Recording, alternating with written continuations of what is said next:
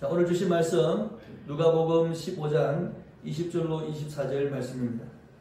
누가복음 15장 20절로 24절 함께 읽겠습니다.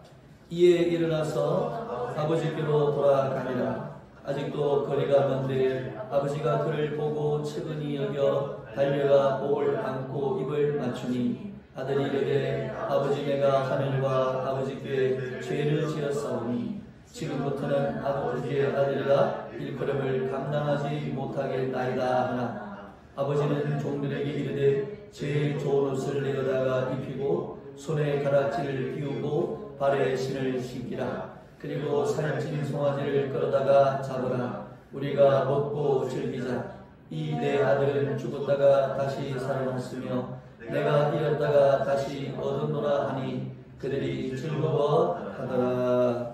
아멘. 네, 오늘은 올해 참음의 열매 맺기 첫 번째 시간입니다.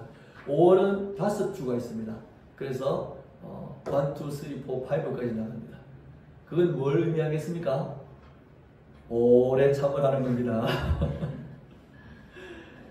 자, 부활절 지나고 세 번째 주일입니다. 여러분 어린이날 유래를 아시죠? 뭐 다 잊어먹었겠지만 그러나 성경의 가르침은 어린이에 대해서 정말 소중하게 여기라고 가르치고 있습니다. 제가 이제 좀 이렇게 백과사전 같은 거 보니까 이 3.1운동 지나고 1923년에 우리 방정환 선생님 중심으로 색동회라는 조직이 이 어린이날을 시작했다고 해요. 처음에는 5월 1일이었답니다. 그러니까 오늘 5월 1일이죠. 처음에는 5월 1일이 어린이날이었답니다. 그런데 이제 넘어가면서 27년쯤에 5월 첫 번째 일요일날 어린이날로 지켰다고 해요. 그래서 이제 이게 시간이 지나면서 5월 5일로 그렇게 고정됐다고 합니다. 이 처음 어린이날을 선포할 때에 방정환 선생님께서 어른들에게 드리는 이걸 배포를 했다고 해요. 그래서 제가 이 내용을 보고 너무 감동이 돼가지고 우리 같이 좀 묵상을 했으면 싶어서 첫 번째가 뭐냐니까 어린 사람을 헛말로 속이지 말아 주십시오. 여러분 그때 상황을 잘 생각하셔야 됩니다. 그때 상황, 그때 아이들을 어떻게 대해야 하는 환경과 문화인지를 잘 생각하면서 이걸 읽으셔야 돼요.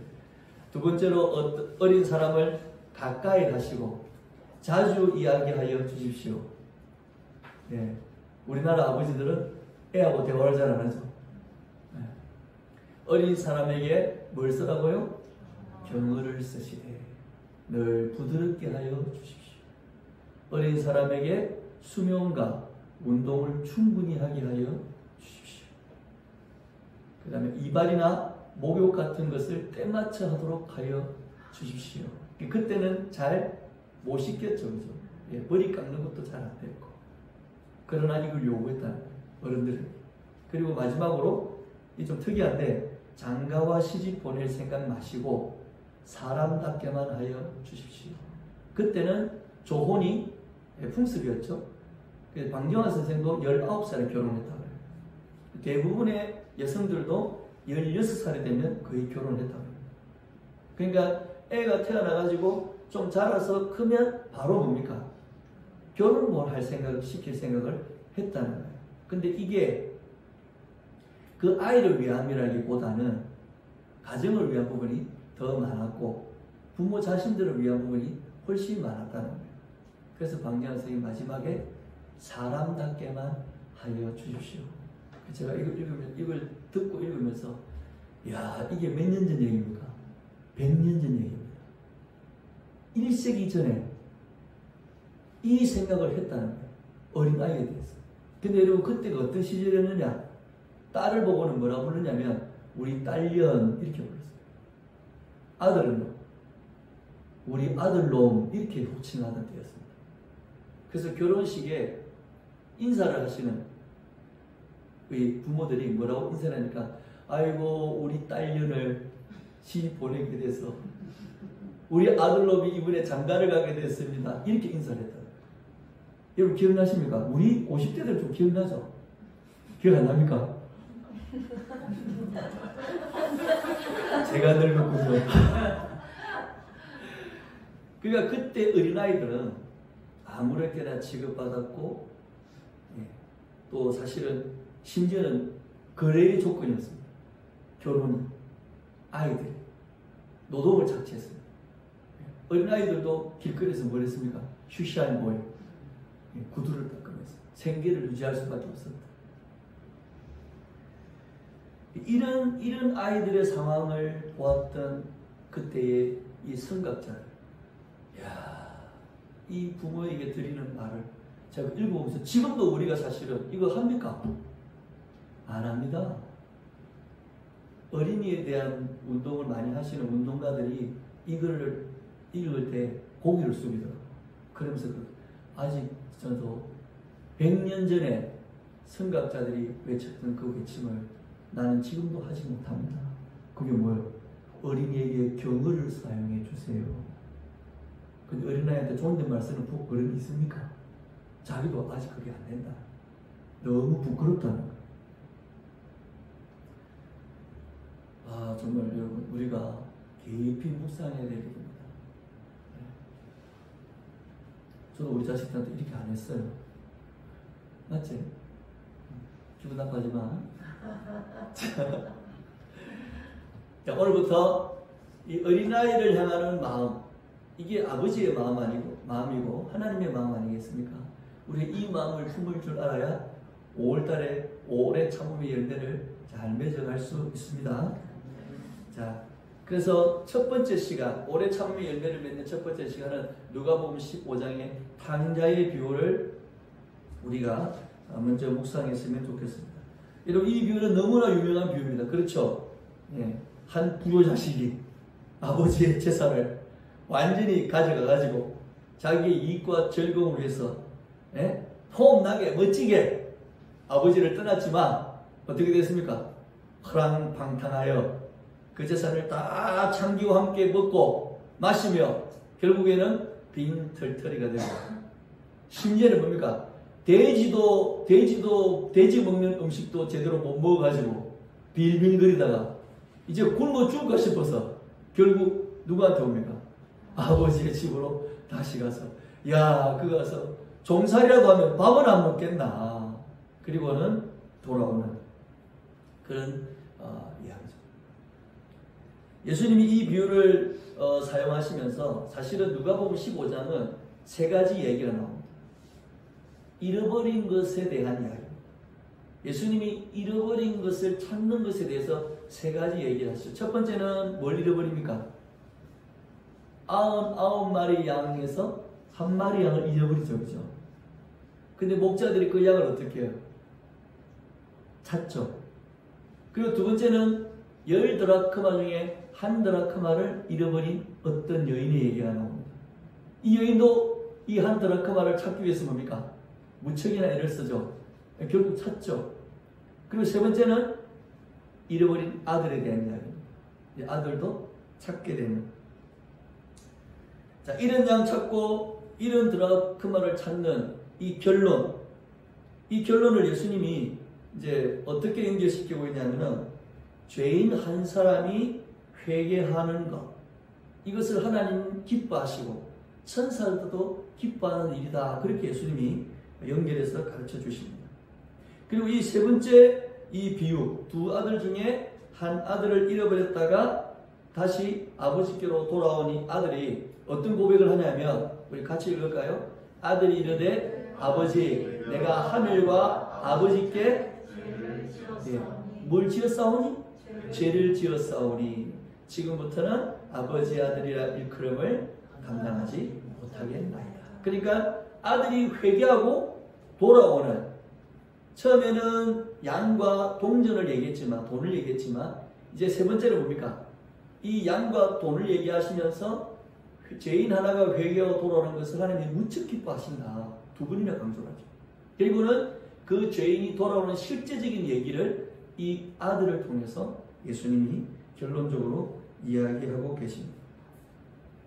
자, 잃어버린 한 영혼이 회개하고 돌아오는 것, 잃어버린 것을 다시 찾는 것, 이거 여러분 짧은 시간에 된다고 생각하세요? 그렇지 않죠? 오늘 15장 전체는 잃어버린 것이 다시 돌아오거나 잃어버린 것을 다시 찾는 데는 굉장히 많은 시간과 수고가 따라야 된다는 걸 계속 이야기하고 있습니다. 여러분 15장 전체가 그걸 이야기하고 있습니다. 자, 그러면 잃어버린 것을 찾기 위해서는 뭘 해야 된다? 오래 참을 수 있어야 된다. 한 마리의 잃어버린 양을 찾는 것은 목자의 긴 수고가 필요합니다. 양이 어디로 움직였는지 발자국을 찾아야 되고 산을, 바위를, 들을, 광야를 지나야 됩니다. 경험해야 됩니다. 사실 이 목자들은 양 한 마리가 사라졌을 때 이 양 한 마리를 찾기 위해서는 굉장히 짜증이 날 수 있습니다. 왜? 다 100마리를 데리고 이제 우리에 넣는 상황이잖아요. 이 상황에. 그러니까 이건 뭔가 하루의 일과를 마치는 상황이에요. 그러면 다 집어넣고 목자들은 뭐 해야 됩니까? 왜? 이제 집에 가가지고 씻고 옷 갈아입고 밥 먹고 TV 좀 보다가 자야 되는데 이 어리석은 이 양 한 마리 찾으려고 그 다 99마리 집어넣고 뭡니까? 다시 뭐예요? 들러 나가는 거예요. 이거는 그냥 들러 나가는 게 아니고 이제 막 찾아 헤매야 되는 거예요. 그러니까 이 목자들이 굉장히 뭡니까? 힘들 수 있잖아요. 아이 뭐 한 마리 정도 그냥 놔두시 뭐 이렇게 할 수 있잖아요. 근데 그 모든 것을 포기하고 이 양을 찾아 나섰고 결국에 뭡니까? 찾아냅니다. 자, 근데 중요한 것은 제가 좀 이 부분에서 좀 이상하게 생각된 게 뭐냐니까 이 어리석은 양 한 마리 때문에 목자들은 따뜻한 저녁과 쉼을 날려버렸어요. 몸도 마음도 고생했고 짜증이 막 이빨 올라가지고 뭡니까? 예. 근데 이 찾는 장면을 보면은 양을 찾은 다음에 어떻게 하냐니까 어깨에 메고 즐거워하며 집으로 돌아왔다 그랬어요. 그죠? 그리고 이 늦은 저녁을 겨우 그냥 라면 하나 큰 라면을 끓여 먹고 자면 되는데 그렇지 않고 오히려 벗과 이웃들을 불러가 어떻게 합니까? 잔치를 합니다. 그냥 양 찾았다고. 야, 다 모여 우리 양 찾아서 다 모여 이래가지고 피곤한데 자야 되는데 양을 찾은 그 기쁨이 너무 커가지고 그렇게 벗과 이웃들을 불러서 같이 식사도 하고 즐겼다는 거예요. 그리고 드라크마를 잃어버린 여인도 마찬가지입니다. 여러분 한 드라크마가 지금 비용으로 계산하면 하루 1단입니다. 하루 1단. 그러니까 여러분 하루 종일 그 당시는 이제 일을 하고 주인한테 이제 1단을 받은 거예요. 그게 한 드라크마인 거예요. 그러니까 이 한 드라크마를 잊어버렸다는 건 뭘 의미하는 겁니까? 하루 종일 내가 뭐 했다는 거예요? 공치사를 했다는 거예요. 하루 종일 일한 게 보니까 다 헛되게 돌아가 버렸다는 거예요. 여러분 한 달 내내 일했는데 월급을 안 줘봐요.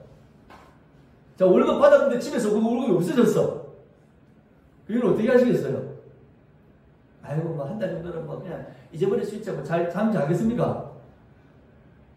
잠이 안 옵니다. 그죠? 예. 그러니까 이 여인은 하루 종일 일해가지고 일당을 받았는데 이 일당이 뭐야? 없어진 거야. 그러니까 이 여인이 어떻게 했어요? 잠이 오겠습니까? 등불을 들고 막 온 밤을 여러분 잊어버려 봤죠? 예? 신용카드 잊어버리고 반지 잊어버리면 어떻게 합니까? 그냥 대충 훑어보다가 없네 이러고 잡니까? 아닙니다. 가방을 털어냈다가 비비다가 주머니를 열었다가 닫았다가 이걸 몇 번 해요? 이걸 막 2번, 3번씩 합니다.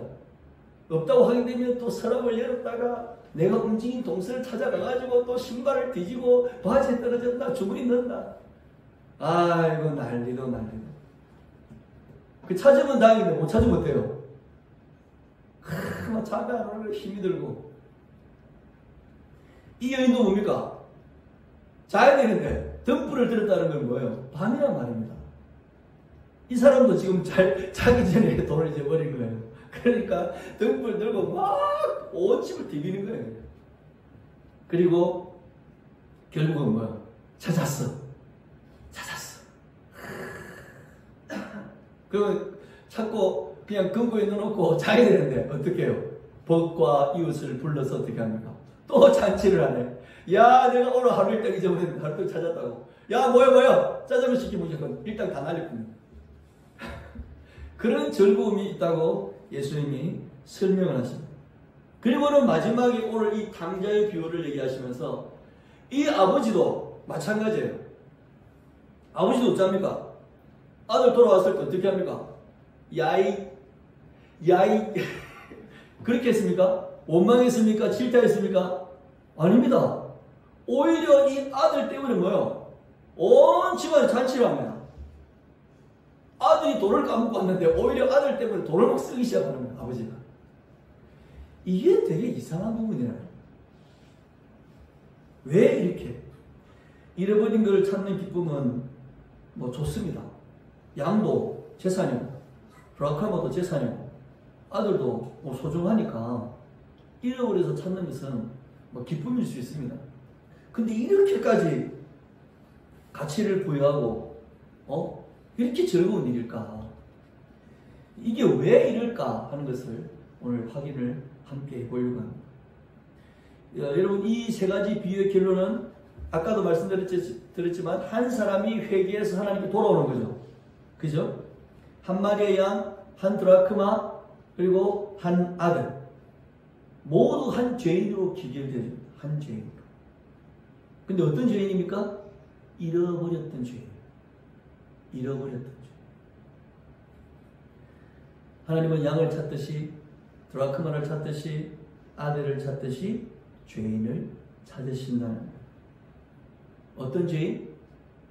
회개한 죄인. 하나님은 회개한 죄인을 찾으셨을 때 너무 기쁘다고 예수님이 우리에게 말씀하셨어요. 오늘 7절에 보니까 우리 같이 읽을까요? 내가 너희에게 이르노니 이와 같이 죄인 한 사람이 몇 사람이? 한 사람이 회개하면 하늘에서 회개할 것이 없는 의인 99으로 말미암아 기뻐하는 것보다 더하리라. 양 99마리하고 빗대서 말씀하죠.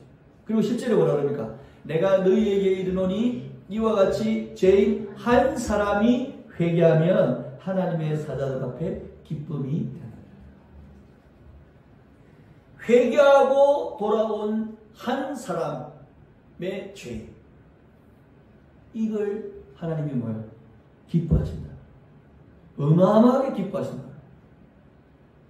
양을 즐거움으로 메고 와서 법과 이웃을 위하여 잔치한 사람처럼, 목자처럼 일당을 찾은 것을 기뻐해서 뭡니까? 법과 이웃을 불러 잔치했던 어떤 한 여자처럼, 그리고 아들을 다시 찾게 되어서 돌아온 아들을 위해서 송아지를 잡고 잔치를 베풀었던 아버지처럼 하나님은 죄인 한 사람이 회개하여 돌아오는 것을 기뻐하십니다.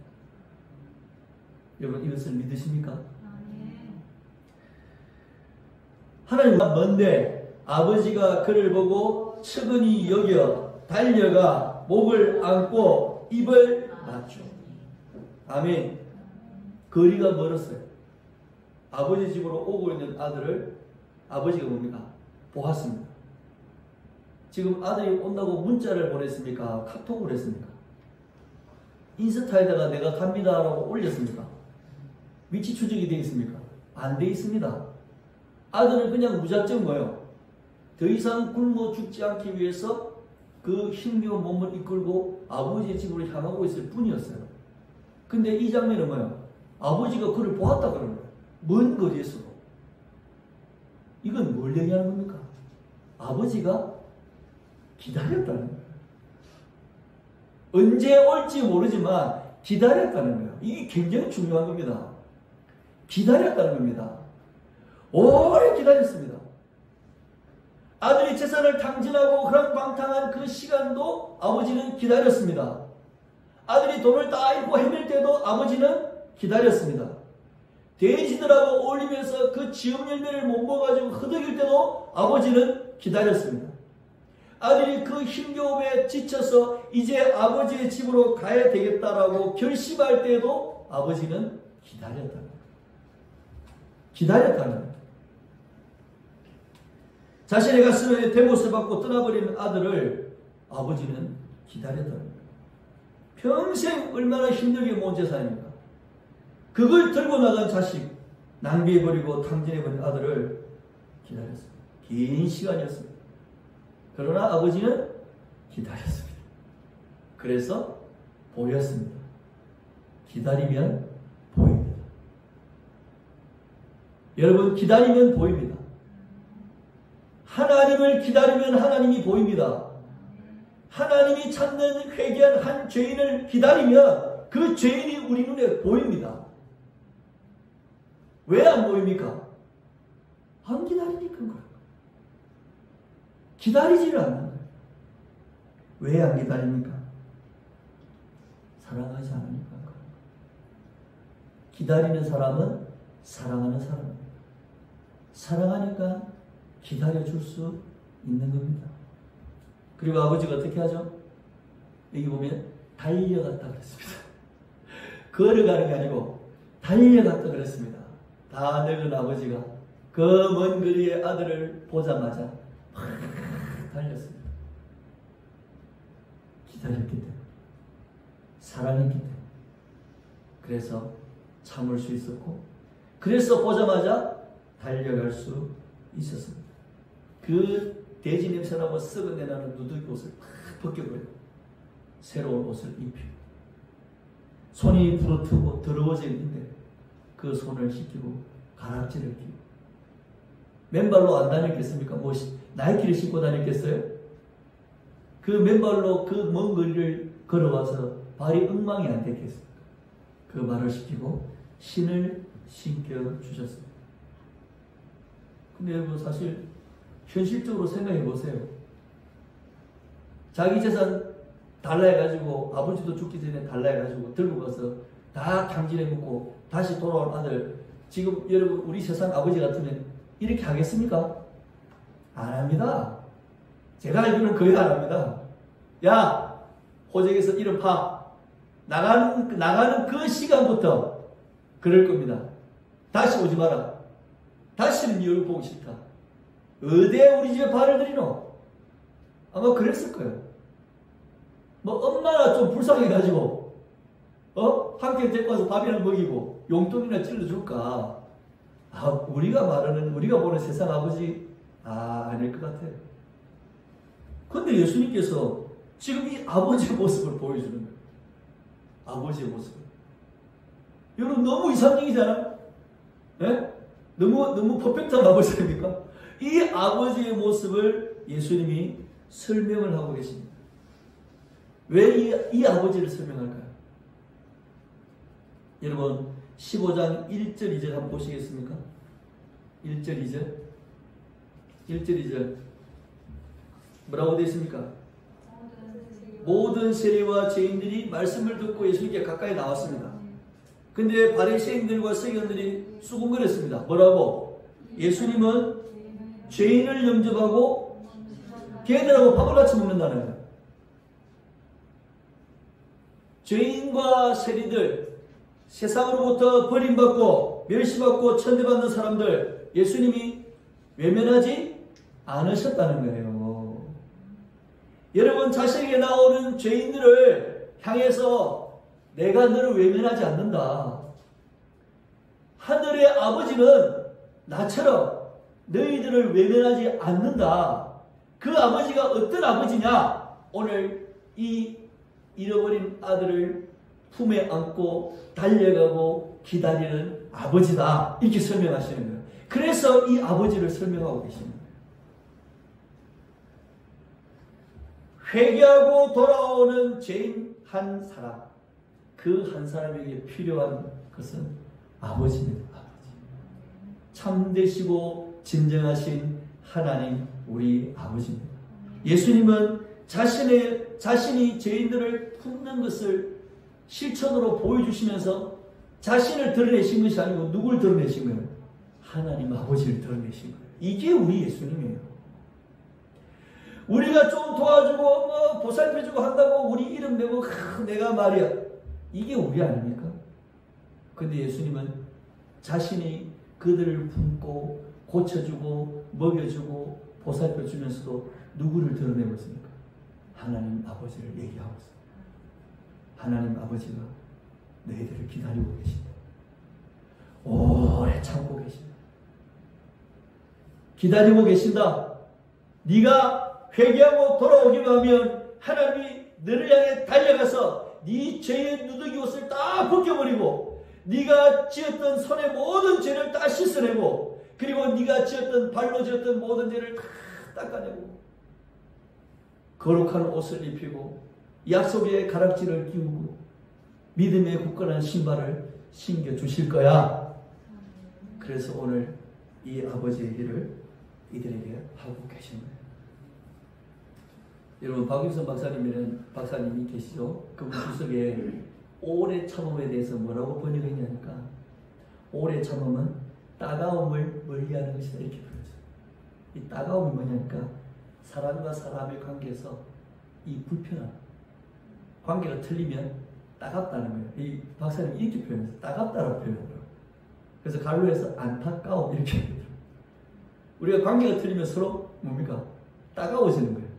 부부관계가 틀리면 서로 눈도 뭡니까? 따가운 거예요. 그죠? 손을 못 잡죠? 따가워서. 근데 이 따가움을 멀리 하는 것이 오래 참음이다. 그렇게 설명했어요. 의미가 있다고 생각합니다. 여러분, 우리는 오래 참는 성령의 열매를 맺어야 될 줄 믿습니다. 그러려면요, 여러분과 만나는 모든 이들의 따가움을 멀리 하시려고 노력하셔야 돼요. 죄인은 여러분에게 따가운 사람들입니다. 세상에서 멸시받고 천대받는 사람은 지금 저와 여러분에게 따가운 존재들입니다. 그러나 그걸 멀리하는 오래 참음의 열매를 성령으로 맺어야 됩니다. 언제까지? 찾을 때까지. 찾을 때까지. 우리가 전도할 때 우리 마음대로 예수를 믿고 천국 갑시다 그러면 예, 예수 믿고 천국 가겠습니다. 이러고 교회 따라옵니까? 안 따라옵니다. 어쩝니까? 니나 잘 믿으세요. 제가 조영희 목사님 간증을 좀 봤어요. 조영희 목사님이 천박교회를 지어놓고는 전도를 하러 나갔대요. 근데 함경도에서 서울로 피난 오신 어떤 아줌마를 만났대요. 그 아줌마한테 전도를 했대요. 아주머니, 예수 믿고 천당 갑시다. 그랬대요. 그러니까 거짓말 하지 말라고. 천당이 어디냐? 난 안 믿을 거라고. 그러니까 하는 말이 그랬대요. 아니, 안 믿으면 지옥을 가요. 지옥을 간다고. 그러니까 아줌마가 뭐라 했냐니까 지옥? 내가 사는 게 지옥인데 뭘 지옥을 가? 그랬대요. 그분의 형편을 보니까 그분의 남편이 알코올 중독이야. 맨날 술 먹고 두드리 패고 일 안 하고 돈 안 벌고. 그러니까 아들이 아들 둘이가 있는데 아들 둘이가 소매치기라는 도둑질을 해가지고 엄마한테 갖다 준다는 거야. 그걸로 생계를 꾸리는. 그러니까 이 부인의 삶이 뭡니까? 뭐 그게 그냥 두리뭉실한 겉의 얘기고 그 속사정은 말도 못하겠죠. 그랬대요. 조인희 목사님 보고 내가 사는 게 지옥이라고. 내가 사는 게 죽어서 천당 보여주지 말고 내 살아있을 때 그 천당 조금만 나한테 주면 안 되나? 살아있을 때 그 좋은 천당 나한테 조금만 주면은 내가 하나님 믿을게. 죽어서 뭐 천당 그게 무슨 필요가 있냐고. 죽어서 그래 좋은 천당이 있다면은 내 살아있을 때 그 천당 조금만 나눠줘봐라. 그렇게 얘기하더래요. 근데 조영희 목사님이 그 얘기를 듣고 교회에 탁 와가지고 힘이 쭉 빠지는데 그 아줌마 말을 생각하니까 다 맞더래. 자기가 가만히 생각해보니까 전도하러 가가지고 전도대가 왔다는 거예요. 그리고는 하나님한테 그렇게 기도했대요. 하나님, 내가 지금까지 잘 기도해보니까 천국을 말하고 다녔다는 거예요. 천국을 말하고 다녔다.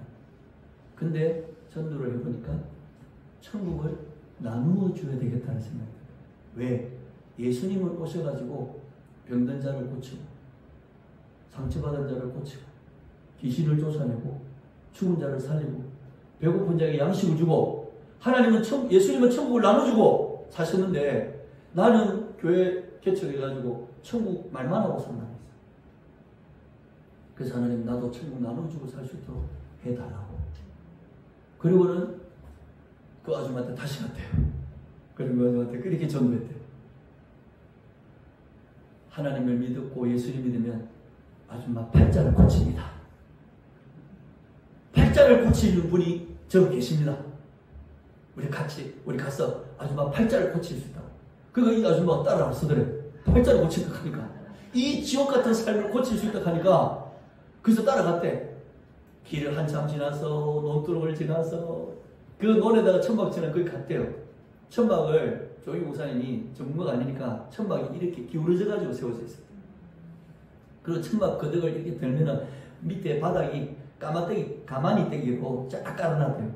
그리고 강대상이 없어가지고 이 흙을 돋아가지고 이렇게 강대상을 박스 하나, 사과 박스를 떼놓고 강대상을 했대요. 그러니까 이 아줌마가 천막을 이렇게 봤대. 내 팔자 고쳐줄 거 어딨냐 그러니까 조이 목사님이 이 천막을 가리키면서 이 안에 계십니다. 그래서 아줌마가 천막을 안에 이렇게 열어봤대. 이렇게 열어보니까 안에 뭐가 있어요? 가마니가 쫙 깔려있고 저 앞에 사과 박스 하나 세워져 있더라는 거야. 이 아주머니가 그걸 갖다 대면서 배를 잡고 묻더래. 한참 묻더래. 너무 기가 막히고 묻고는 그 조용히 목사님한테 그러더래. 네 팔자랑 내 팔자랑 똑같네. 네 팔자랑 내 팔자랑 똑같네. 그러니까 조용히 목사님이 그렇게 말씀드려요. 맞습니다. 내 팔자랑 아줌마 팔자는 똑같습니다. 그러니까 우리 하나님 예수님 믿고 같이 팔자 고칩시다. 같이 팔자를 고칩시다 그랬대. 그러고 나니까 그 아줌마가 교회를 안 오래요. 왜? 희망이 있어요. 천국에 대한 희망을 바라봅니다. 여러분, 우리 마음대로 되는 게 없어요. 우리가 사람을 만나고 영혼을 대할 때, 죄인을 만날 때 우리 마음대로 절대 되지 않습니다. 오래 참아요. 그리고 함께 팔자를 고치자. 누구한테 가서? 하나님 아버지한테 가서. 그리고 전도가 시작되었다. 저희 간증 때 눈물이 나더라고요. 한 영혼을 찾기까지, 회개하고 돌아오는 이 한 영혼을 찾기까지 오늘 하나님은 기다리고 계십니다. 왜? 사랑하기 때문에. 그래서 우리도 기다리는 이 은혜, 이 오래 참음의 성령의 열매를 맺기 위해서 오늘도 여러분 기도해야 되실 줄 믿습니다. 누구한테? 하나님 아버지. 그리고는 성령의 역사를 달라고 우리 조용히 목사님 그렇게 기도했어요. 그래서 5시간씩 기도했다고. 말로 기도하고 방언으로 기도하고. 그때부터 병고침의 역사가 나타나기 시작했어요. 이분이 병고침의 역사가 어떻게 획기적으로 나타나니까 두 다리가 마비된 절름발이 총각이 찾아왔대요. 서울역에서 야, 저 불광동에 천막교회 가면은 그 전도사가 병을 고친다 하더라. 그래가지고 그 절름발이를 갔는데 조용히 목사님 기가 막히더래. 이걸 내가 어떻게 고치냐. 그래서 하나님께 기도하면서 하나님 이거 내가 못 고칩니다. 이런 거 어떻게 고치냐고. 근데 그 절름발이가 당신이 고쳐준다고 왔다. 그래서 목사님 1시간 정도 더 기도하고 그때 하나님 믿음을 막 일으키더라는 거예요. 근데 이 다리가 마비가 돼 있는데 그 다리를 조용히 목사님이 확 눌러버렸대요. 이 다리가 어때요? 뼈가 우두둑하면서 사람을 이렇게 탁 드니까 다리가 느들느들해지더래요. 그 사람을 들어가지고 조용히 목사님 뭐라니까 예수 이름으로 나갈지다 하고 이 사람을 탁 밀어버렸대요. 밀어버리고는 눈을 가리더라는 거예요. 밀어버리고 눈을 가리고. 근데 눈을 가리고 있는데 주변 있는 증인들이 막 박수를 치고 난리가 났더라는 거예요. 그 눈을 떠보니까 그 청년이 천막교회를 막 뛰어다니더라고요. 그런 역사가 시작되었다. 잃어버린 한 죄인을 기다리는 하나님의 역사는 성령으로 말미암는 겁니다. 오래 참음의 열매는 성령으로 말미암는 겁니다. 그래서 한 죄인이 회개하는 것도 성령으로 말미암는 겁니다. 그래서 우리가 성령의 충만을 달라고 기도해야 됩니다. 그래서 고린도전서 12장 3절에 뭐라 했습니까? 그러므로 내가 너희에게 알노니 하나님의 영으로 말하는 자는 누구든지 예수를 저주할 자를 하지 아니하고 또 성령으로 아니하고는 누구든지 예수를 주시라 할 수 없느니라. 아멘. 성령이 우리 가운데 역사할 때야 비로소 이 기다림의 열매가 맺어지고 이 기다림의 열매로 말미암아 한 죄인이 회개하고 돌아오는 거예요. 찾게 되어지는 거예요. 여러분 이 은혜를 우리 예수교회가 5월 한 달 동안 많은 누리시기를 예수님 이름으로 축복합니다. 아멘.